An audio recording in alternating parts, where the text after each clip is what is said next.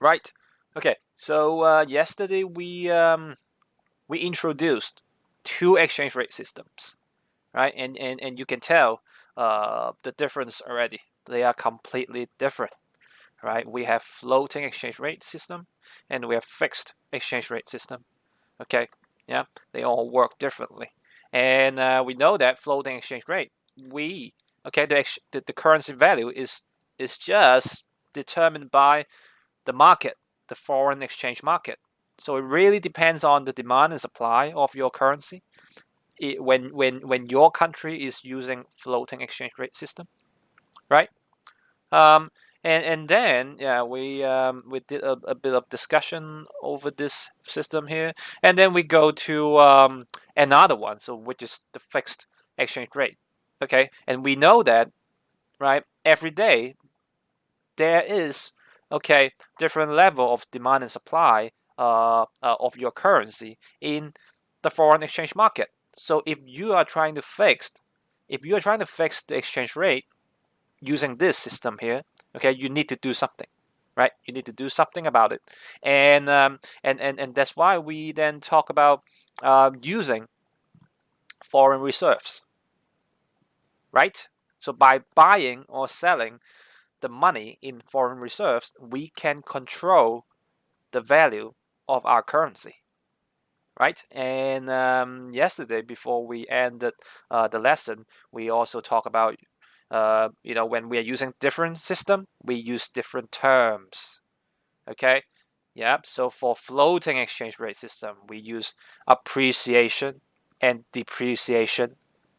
Okay, to show when there is an increase in currency value or when there is a decrease in currency value. But when we are talking about fixed exchange rate system, so we will use another set of terminologies. Okay, and they are so when there's an increase in currency value, we will say there is a revaluation. Okay, and when there is a decrease in currency value, we will say there's a devaluation. Okay, yeah, they are the same. They are the same. All right. It's just when you're using different systems, you use different terms. Okay, right. So we were up to here uh, yesterday, right? Okay. So yeah, we talk about now we know that even when we are using fixed exchange rate system, okay, it's unavoidable that every day there will be fluctuation in the foreign currency market. So if we want to stick with this price level, let's say, okay, here, right, when we're talking about Hong Kong dollar to a US dollar and we're trying to fix it at here, we have to do something else.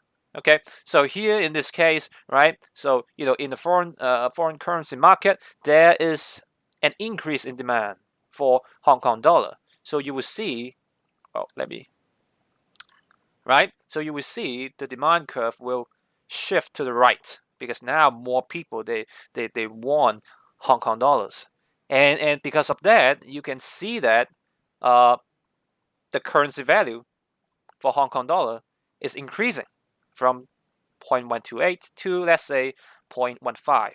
Okay, but because we know that Hong Kong dollar is pegged with US dollar, and that's why we have to do something to drag this increased value back to this one here. Okay, the one that we agree upon.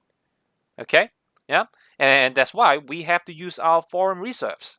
Right? Remember that when we talk about foreign reserves, it's like there is a vault in the central bank, and central bank one of the jobs is to work on this when we are having fixed exchange rate system with some other countries.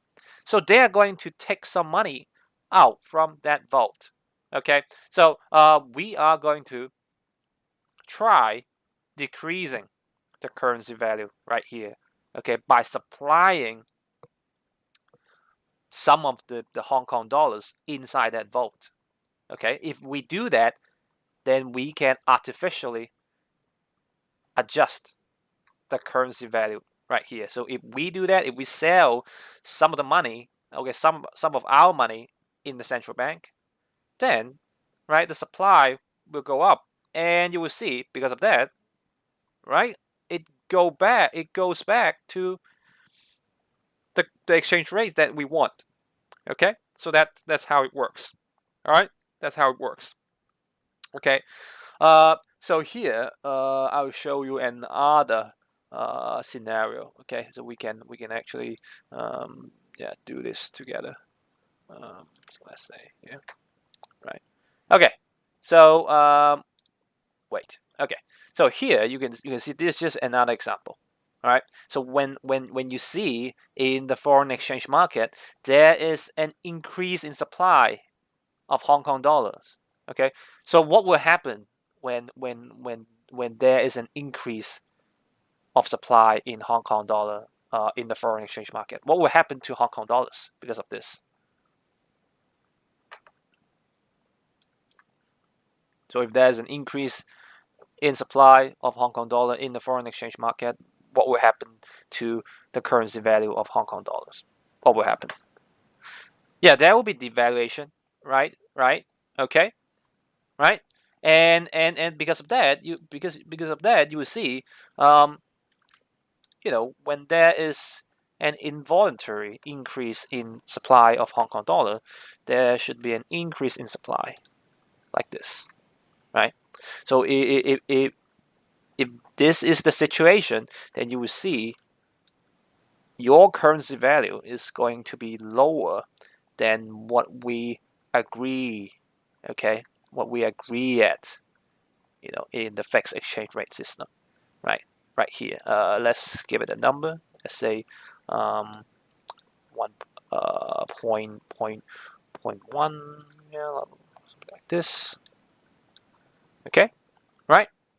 So if that's the case, then we have to do something about it, right? So we have to push the value back up to 0.128.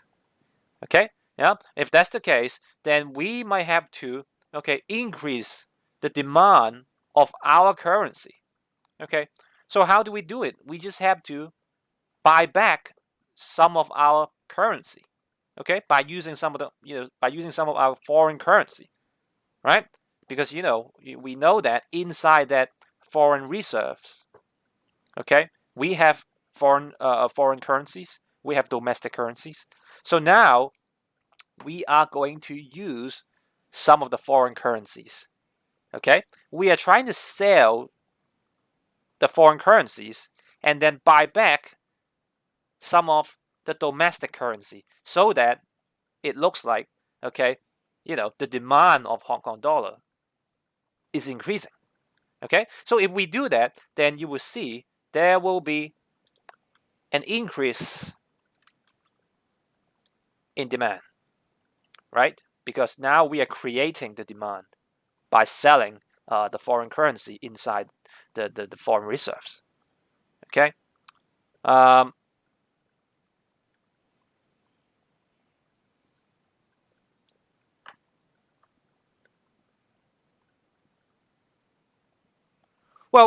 because we have agreed, we have agreed to with some other countries that we are going to use that exchange rate. Okay, so that is an agreement, just like Hong Kong and the U.S. So we have made that agreement, and we cannot breach that agreement.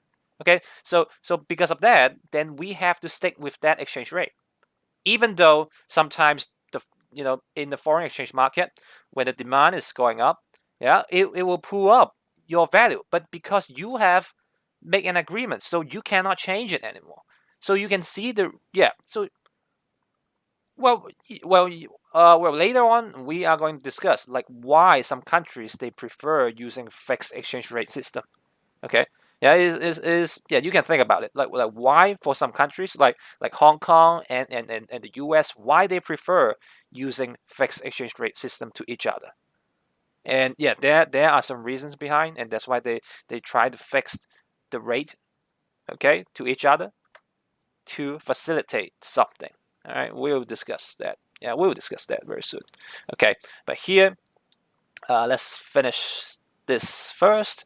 Okay, so yeah, if that happens, then if we do this, okay, the demand will go up again, and you will see, right, the exchange rate will go back up to 0.128 right here. Okay, yeah. Yeah, John, you are correct. Okay, you are absolutely correct. Okay, because you know when you think about this, when we are using floating exchange rate, it's like every day we are just like floating in the sea. Okay, just like that monkey over there, right? And if that monkey there, that is a consumer or that is an investor, what do you think? Well, they would not like it. They would not like it. Okay, all right. But really? Oh, uh, seriously? Okay. Yeah. So let's go back to can you hear me? Can you hear me? Can you hear me right now? Can you receive the message? Okay. Right. Thank you. Okay. So let's go back to what John just mentioned. Okay. It's cool to have fixed exchange rate, right? Because you just have to imagine if you're using floating exchange rate, right? And you have this picture with you. Okay. Imagine that monkey here, that is a consumer or that is an investor, right? Do you think that that person would love to stay in the floating ocean over and over again? Well, no, obviously not.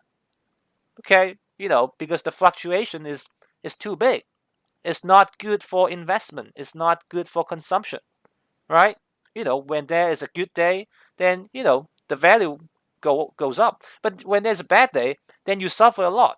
So some people they prefer a stable exchange rate system, right? Okay, and that's why some countries they prefer signing an agreement using fixed exchange rate system, just like Hong Kong and US. US is a very strong country. We all know that, and that is one of the major reasons why Hong Kong signed that agreement with the US because they want to have stability over the exchange rate. Okay, yeah, so that is the reason why some countries they prefer using fixed exchange rate system over floating exchange rate system. Okay, yeah. So here you have two scenario, yeah, right, like this. Okay, right, and that's how it works. That's how a fixed exchange rate system works. Okay, right, but there's a problem about fixed exchange rate. So take a look at this. So here is the question.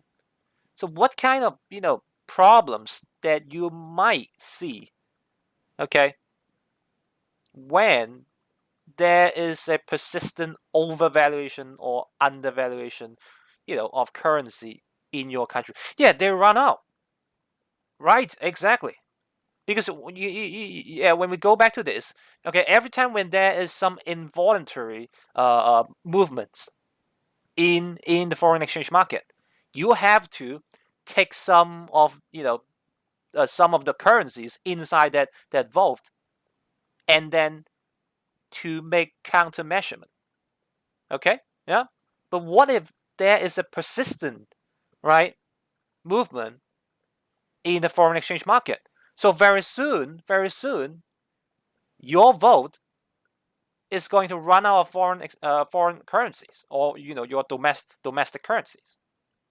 Okay, yeah. If that's the case, then you will not be able to maintain this system anymore. Okay, so that is one of the major problems that we can see in fixed exchange rate system. Okay, because if that's the case, then eventually you run out of foreign reserves. Okay, so if there is further involuntary movement in the foreign exchange market, then you cannot maintain your fixed exchange rate anymore. That is not good. All right, so that is the problem, and that's why, when you go back to this picture here, okay, and that's why, okay, the tools Doraemon used, okay, I call them disposable. Okay, every time when there is some involuntary movement, yeah, he will pick one tool, okay, to help, right, fixing him in this level, right, and after using that, yeah, it will be disposed, okay, right, but here inside this magical pocket, look, the tools that he has, there is an amount of tools, right? So after using all the tools, then there'll be no tools in that pocket, okay? So that's why, right? You have a picture of it. Well, recycle. No, okay? No, all right? So that's why you will see that's the problem of fixed exchange rate, all right? Okay, yeah. Have you guys read the ending of Doraemon? The ending of just a side topic. Do you guys know the ending of Doraemon? No. Well, anyway, they died. Well, it's more than that. Okay, well, there are multiple. There is a couple of alternative endings. Okay, there's a alternative. Yeah, there is a couple of alternative endings. So yeah, I only read one. Yeah. So that was one ending I read. Yeah, is Doraemon. He was run out of battery, and that's why it was broken. Okay, and then Nobita, which is Daihong. Okay, he was so upset. So after that, he changed his personality. Before he was very irresponsible. When we watched the TV show, we know that. But because of that, he was so upset. He changed his personality. He became, the most hardworking student in school. And finally, he became a scientist, right? Trying to develop that battery for Doraemon. So after so many years later, okay, finally there was one, okay, battery, okay, being developed, and yeah, that's the ending. And then Doraemon just came back. Yeah, he finally got the girl, right? They married. Okay, yeah, but you have to read the manga. Okay, it's much more than what I just said. Okay, yeah. Right. Okay. Anyway. Right. Okay. Let's go back to here. Uh, yeah. So this is the problem. This is a problem. Okay. And well, let's think about this. Okay. Which one do you think is better? Do you think floating exchange rate is better or fixed exchange rate is better? So you can think about it in two sides, like in producers and consumers perspective, and also in government's perspective. So what do you think? Which one is better? So yeah, if we talk about fixed exchange rate, what's good about fixed exchange rate?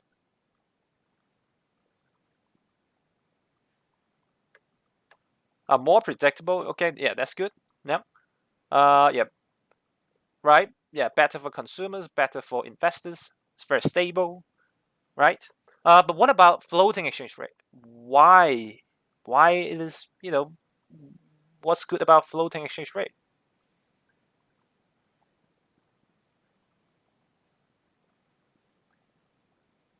Oh, okay. Yeah, better for the government because they don't need foreign reserves, right? Less costly for government. Okay, well, that is good. That is good.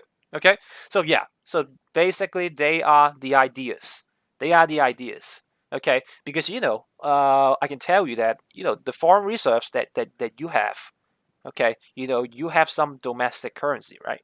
And those and domestic currency, they can be used for government spending as well. Okay, yeah.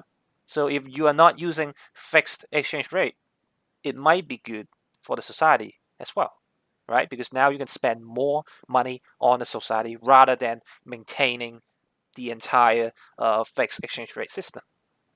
Okay, so here, right, yeah, Soros. That one, yeah, that one is worth to take a look.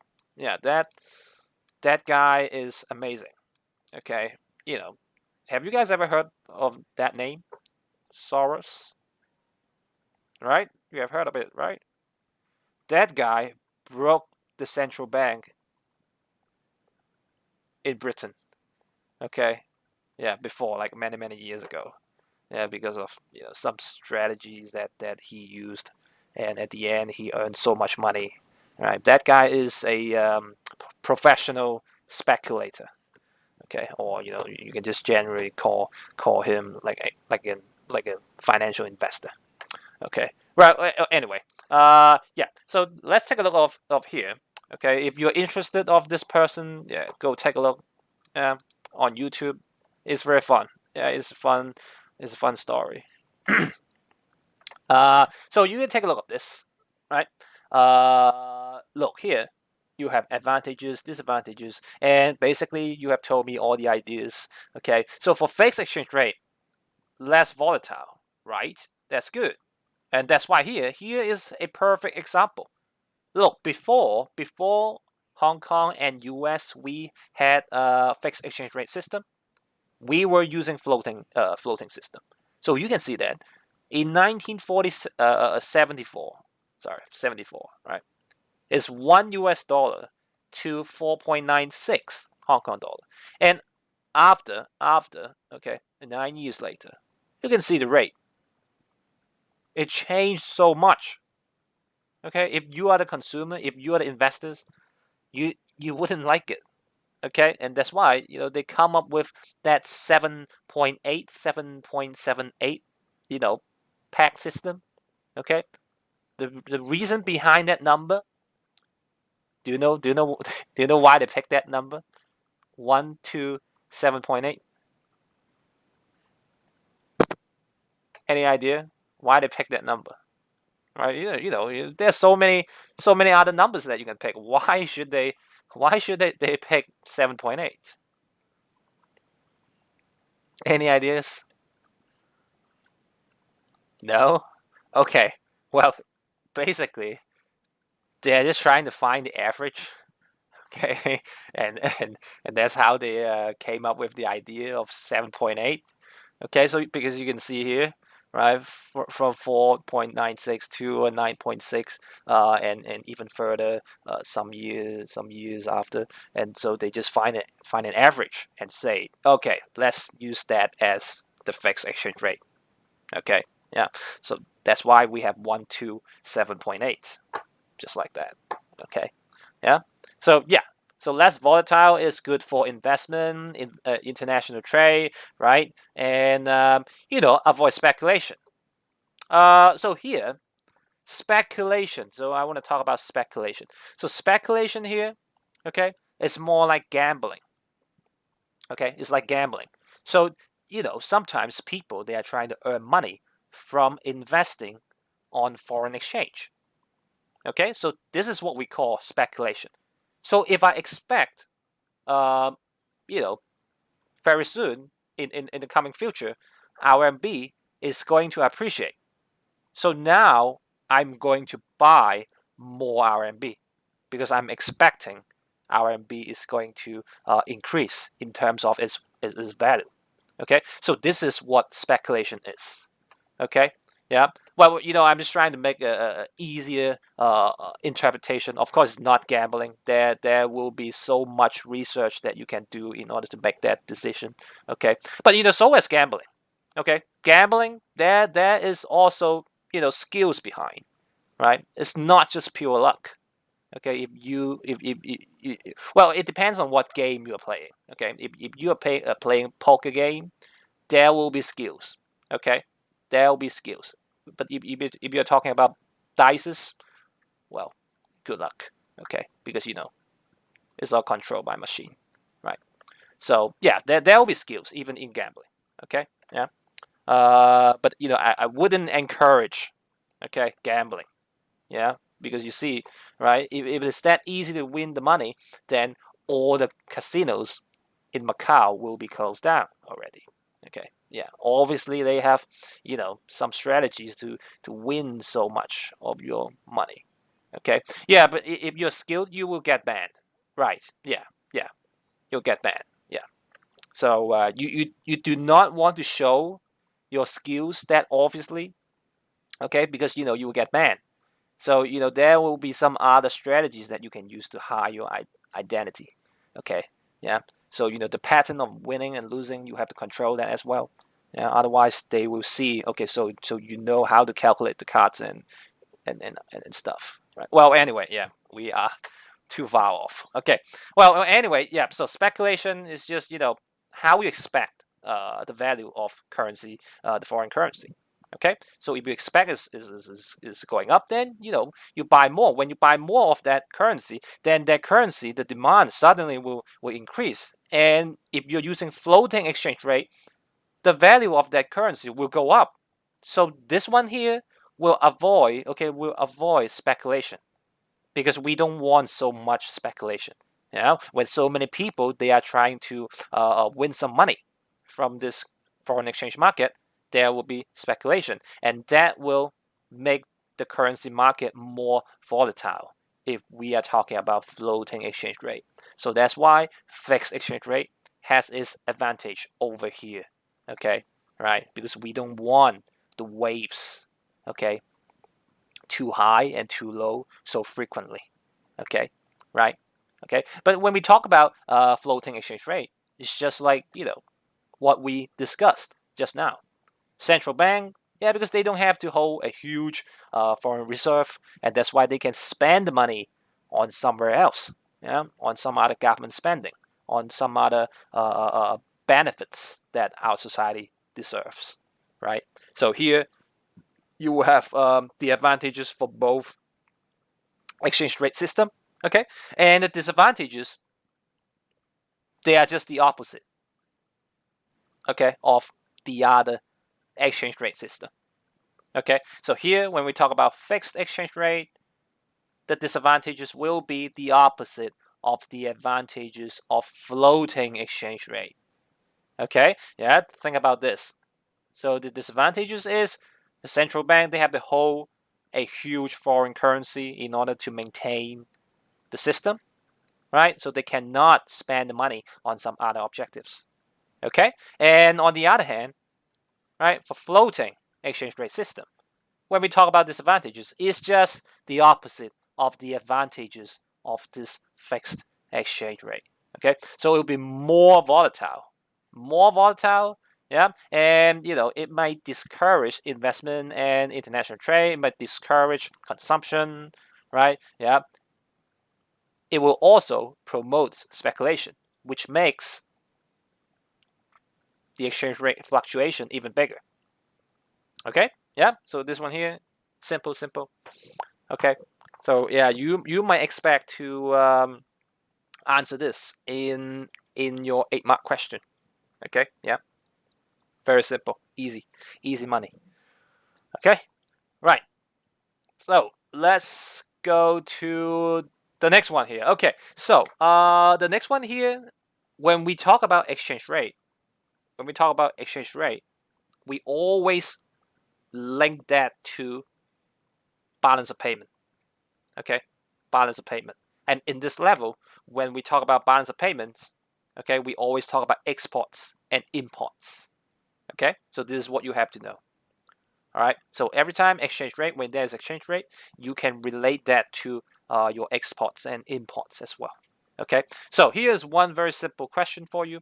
Let's say now, if there is a depreciation in your country, what do you think will happen to your export revenue when there is a depreciation in your currency? So what will happen to your export revenue? Is it up or down in general? when there is a depreciation in your currency? Down. The reason is, think about it. So now your currency value is getting lower. Okay. So what will happen to the export revenue? Your export revenue when do you think more people will buy your stuff or less people will buy your stuff when your currency is depreciating? So more people will buy because it's cheaper. Yes. And in that case, so that's why here I would say in general. Okay, in general, so this is what you have to remember. In general, if that is the case, when you are experiencing depreciation in your currency, export will increase in general. Okay, yeah, in a very simple way, yeah, it will increase because people from other countries they see, well, it's now cheaper, right? So which means that your exports becoming more competitive because it's cheaper. So they buy more, and revenue in general will go up. Okay, but it's just in general. Okay, there will be so many arguments. Okay, there are so many arguments. Okay, so that's why in general. All right. Okay. Yep. So the same logic goes to appreciation. So when we are experiencing appreciation, okay, if the people from other countries they want to buy our products, is it cheaper or more expensive? Yeah, right. Okay, the exports decrease because more expensive for other countries. Okay, right. So that's the logic here. Okay, in general, once again, in general, right? And well, you will have the same idea for imports as well. Okay, yeah, it is the fluctuation. It's because of the exchange rate fluctuation, right? Uh, yeah, yep. Okay. So right. So now when we talk about imports, okay, when our currency is appreciating, is it cheaper to buy imports or more expensive to buy imports? Wait. If our currency is appreciating, cheaper. Yeah. Our currency is right, cheaper, right. Okay. Okay. So that's the case. So we will buy more imports if that's the case. So for the importers, the revenue will go up because now we would love to buy more imports because our currency is appreciating. Okay, and then the opposite will go to when we are having depreciation. Okay, so right. So here, take a look at this. Right. Okay. So look at this. If you are the exporters, you will earn less revenue in general if there is appreciation in your currency because it's more expensive now for the foreign customers, right? And then if you're the importers, okay, if there's appreciation, well, you are going to import a lot more, okay, because they become cheaper, right? So you know there will be more revenue for importers because now when we are buying imported goods, they are way cheaper. So now we want to buy more. So at the end, if you are the importers, you will see you earn more revenue. Okay, right? And you see here for depreciation, it's just the opposite. Okay, it's just the opposite, right? So I'm not going to go through this. Yeah, I'm not going to go through this one more time. Okay, it's just the opposite of the effects of appreciation to exporters. So when there's appreciation, then less revenue, depreciation, more revenue in general. Okay, right? So once again, if you're not familiar, familiar with the idea of import and exports, so here is an example. I don't know if you like this brand of sausage. Yeah, I think they don't have it anymore. Yeah, they don't have it anymore. Okay, because in Hong Kong we love this brand. When we talk about sausage, when we talk about barbecue, we use that. Okay, this is one very good brand of sausage. Okay, but now I think the factory in the U.S. has closed down, so you cannot buy this anymore. Okay, yeah, and you can see from the package, you can see well this one is cheap and it's good. Okay, yeah, uh, okay, all right. So yeah, so you can see from the packaging. Okay, the exporter is one of the farms, okay, in the US. So when they are selling the goods to us, they are the exporter, okay, this company here. And then someone in Hong Kong buy that, okay, and which is Dai Cheng Hong. Okay, yeah, I'm pretty sure you heard of this name. And they are the importer, okay, yeah, just like this. All right, the idea of international trade. All right, okay. Okay, right. So yeah, you see, exchange rate is closely related to balance of payment. Okay, right. And yeah, and for the last chapter, for the very last chapter, we will talk about balance of payment. Okay, so yeah, we'll go details when we talk about this balance of payment. All right. Okay. Yeah. So now we can actually go back to the first chapter in international economics, right? We have so many uh, what do we call it? Trade protection. Okay, we have 8 of them, right? And one of them is about exchange rate manipulation. So now we finally understand how exchange rate works. So yeah, we should be able to understand this trade protection. Yeah, from now on. Okay. Trade protection arguments. What kind of arguments?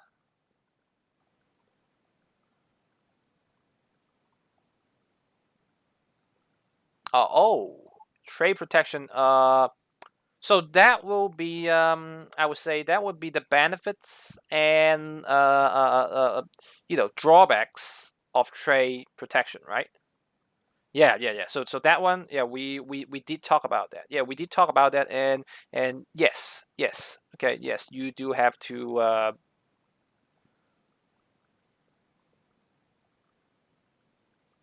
Oh, the actual name for. Oh no. It's all right. It's all right. Yeah, you just have to say sunset industry. Okay, that's all. Okay, or another benefit to the infant industries. Okay. Oh really? Okay, yeah, but as long as you know what sunset industry is, then it'll be fine. Okay. Oh really? Sunset industry? You have no idea what that is? Oh oh okay. Well, sunset industry is just some industries they are about to be eliminated, okay, by the market because we don't need that anymore. Yeah, okay. So it's good to have some inquiry based learning. Yeah. Yeah. Because why we want to help sunset industry is because we want to help them to fade out. Okay, we don't want a very sudden, redundancy. That will be not good for the economy, for the society. So we want to do it step by step. Okay, we're trying to help you now. Okay, and we can do it step by step until you completely fade out from the market. Okay, so that's how usually the market, no, the government they do to help the sunset industries. Okay. Yeah, exactly. Yeah, John, exactly. Right. So here, right. So now we know the government, the central bank, can actually use the foreign reserves to control the exchange rate. So it becomes one of the trade protection. Okay, because when we take a look of this, take a look of the tweet from Donald Trump, right? So China dropped the price of their currency to an almost a historic low. It's called currency manipulation, right? Okay, and Are you listening? Federal Reserve. So that is the central bank of the U.S. Okay, yeah. So that's the problem, and that's why they always have trade war because of all these trade protections. Okay, right. So yeah, right. Okay, I hope you understand the very this trade protection here. Yeah. So all 8 of them. Okay, right. Okay. All right. But here, look, we are still talking about how exchange rate, the fluctuation of exchange rate, will affect exporters and importers. Okay, so exports and imports, right? When we talk about balance of payment. Okay, but here we are talking about in general. So this is what will happen in general. All right. So now we are going to discuss it, more specifically. Okay. So take a look at this. Okay. Exchange rate fluctuation is not the only factor affecting the revenue of exports and imports. Okay, we also have to consider one more thing. If we want to make it more, if we want to make it more specific. Okay, yeah, but for things in general, you can just use the slide before. But if you really want to know about how exchange rate, when it comes to fluctuation, how it affects imports and exports, we also have to take a look of the PED of exports and imports. Okay, because when there is different PED for your exported goods or imported goods, there will be different results. Okay, yeah. So we have to make sure that PED should be considered as well. All right. So you take a look at this. When the currency is depreciating, in general, we would say exports will go up. Okay, yeah, because it's cheaper, so more competitive. But if we consider PED as well, then you will have 2 results. Okay, so when the exported good is elastic, then the revenue will go up. Okay, in general, we know that is the revenue will always go up. Okay, but in here, if you think about this more specifically, then only if the exported good is elastic, which will make the revenue go up. Okay, and if it is inelastic, the revenue will go down. Okay, so take a look at this diagram. Well, we all know what this diagram is all about. Okay, because it's just showing you the elasticity of the exported goods. Okay, so let's say this demand. Okay, this demand represents the demand of that exported goods to the foreign consumers. Okay, yeah. So when when our currency is depreciating and when we are exporting the goods to the foreign consumers, okay, it's getting cheaper for them because now we are experiencing depreciation, right? So it's cheaper to the foreign consumers. So you see here, the price for foreign consumers of that exported good is going down from P1 to P2. Okay? Yeah? But look at this. Look at the transformation when the price is going down. The gain part is way bigger than the loss part because of this. So we could say if there is, if that is an elastic good, the revenue for exporters will go up. Okay? Yeah. So now you can imagine if the demand curve of that exported good is very inelastic. What if the price now is getting cheaper? What will happen, okay, to the foreign consumers? So when the price is getting lower and it is inelastic, okay, the revenue will go down, right? Based on what we have learned in PED. Okay, is this clear? So it's just the same concept we used in PED. Okay, but now we're trying to apply it in some other object. Okay, export, right? just like that. Okay, just like that. So you see here, that's why in general, when there's depreciation, export revenue always goes up. But when you also consider elasticity of demand, you will have two results. Okay, and the same logic applies to importers. Okay, so you see here when we talk about imports, the demand here. So now we are talking to a different person, right? Because now we talk about import expenditure. So the demand here is about the domestic consumers when they are buying imports from other countries. Okay? Okay? They are buying imports from other countries. So you will see when the imported good is elastic. Okay? Is elastic. And when we are having depreciation, so which means that is getting more expensive for us to buy imported goods. So you see here, the price is getting higher because for us, the imported goods, the price is getting higher. Okay? But what happens when the imported goods are elastic? See here, the loss part is way bigger than the gain part, which means you are going to spend less. Okay? You are going to spend less on imported goods. Okay? And the opposite will go to when you are having an inelastic imported good.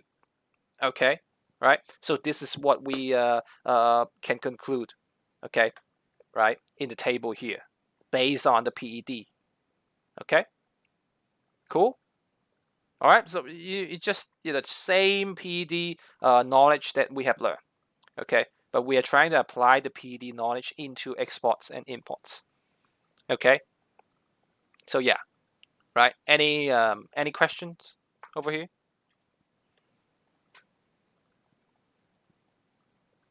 All right. So in your own time, you can try to draw.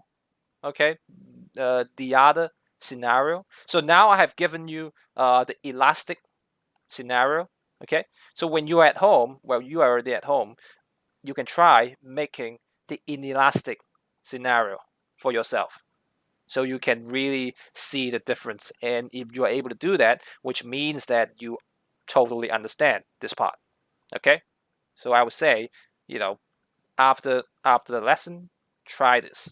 Okay, drawing an inelastic scenario, and yeah, and put it in your notebook or workbook, yeah, thing like that. Well, okay, all right, let's call it a homework. Yeah, yeah, let's call it a homework. Okay, all right, yeah. So yeah, I'll show you. Yeah, yeah. Thank you, Jesse. Yeah. Uh, it's easy homework. All right, you just have to draw a diagram. Okay. All right. No. Okay. Don't be sorry. It's for your own good. All right. So here, this the first thing that you have to do, draw the other scenario and just give me some very quick explanation. That's all. And then you have another homework, which is here. What if, what if the currency is appreciating? So you have two more, okay, two more possibilities that you have to draw. Okay, so one for this, yeah, when it is depreciating the inelastic goods, what will happen to them? And then 2 and 3, when there is an appreciation, what will happen to the exporters and importers when you are having elastic goods or inelastic goods? So there should be 3 sets of diagrams that you have to draw. Okay, 3 sets. That's all. Okay, come on, guys. Just 3 sets of diagrams. So 6 diagrams. Just 6 diagrams. That's all. Okay, 6 diagrams. Like how hard is it? Okay, yeah. Oh yeah, I think you should have done your coursework like earlier. No. We had 1 week. What kind of coursework is that? English? Oh, come on. Don't say that. Uh, well, but you see here at the end, you will have to do that. Okay, at the end, you will have to do that in order to. Well, when is it? When is it due? That English coursework tomorrow. Well, so yeah. So for this homework, I'm gonna give you a week to finish it. How about that? Okay. Yeah. All right. I'll give you a week. So yeah. So hand in your homework next Thursday. Okay. Next Thursday. Oh God. Hey. Look, if it is a mock, then I couldn't help. Look, if it is coursework, yeah, I totally understand that. All right. Yeah. Uh. Cool. Okay, right. So anyway, so I'm just gonna make it more consistent for your MC and your diagrams. Okay, let's make the deadline on Thursday next week. Okay, Thursday next week. All right. Yeah, I'm going to set up the deadline for you on Google Classroom. Okay, so Thursday. All right, I think that should be fine for you. All right. Okay. All right. Yeah. Cool. Okay. Right. So here, right, just a little bit of extra knowledge. I think it's just a typo. Yeah. Well, here, yeah. Before we go, so very quickly, okay, just some extra knowledge that you might want to know. Okay. Yeah, because in general, we know that when exports increase, okay, let's say when there is a depreciation, exports will increase. But sometimes it doesn't mean that your export revenue will go up, because when there is a huge depreciation in your currency, it means that when people from other countries, when they want to, oh yes, it's due on Thursday. Yeah, yeah. So when there's a huge depreciation in your currency, it means when people from other countries, when they are buying your goods, okay, they can buy it very cheaply.